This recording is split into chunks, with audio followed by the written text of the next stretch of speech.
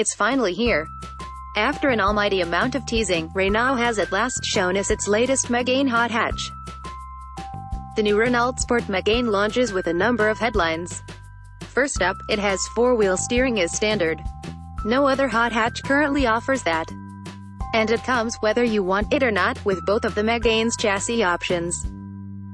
As always with fast Renaults, you've a choice of sport, softer, or cup, harder suspension setups, the latter getting a proper differential on the front axle. That's the one you want. You also have a choice of gearboxes, with a manual or twin-clutch auto available, both with 6 speeds. The latter gets big, fixed pedals for when you want to change gear yourself. And with launch control it ought to be the faster option, too. But the manual will no doubt be more engaging. The engine is a 1.8-liter 4-cylinder turbo, just like you'll find in the new Alpine A110 sports car. Only here it drives the front wheels, and it's more powerful, too.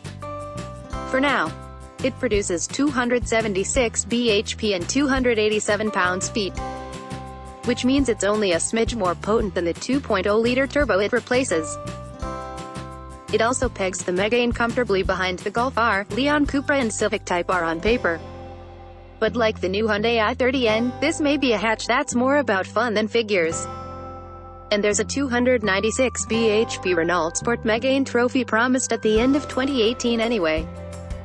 Performance figures are conspicuous by their absence. Perhaps that's because the new tech and additional rear doors mean this is heavier than the RS Megane it replaces, while having only 5 bhp more. Or maybe Renault simply hasn't finalized them yet. We do know it'll top 40 mpg and emit 155 grams per kilometer of CO2, though. Wager on 0 to 62 miles per hour in around 6 seconds and a top speed of about 160 miles per hour. As well as the four-wheel steering, carefully configured by RenaultSport. We're reassuringly told there's also a variety of drive modes, with the most focused being race. Selected in the stability control also loosens its reins. The Megane gets the latest version of RenaultSport's monitor tech, as well as displaying your G-figures and lap times. Its camera can record what you're up to and send it to your social media accounts for some online bragging. It's easy to see that going spectacularly wrong. And then there's styling. Yes, it's got 5 doors. But so does every hot hatch these days. Instead, focus on the swelled wheel arches. A functional styling tweak to accommodate wider axles, for better handling. There's a flat floor underneath and a bold rear diffuser, suggesting there's some proper aero work going on here, too.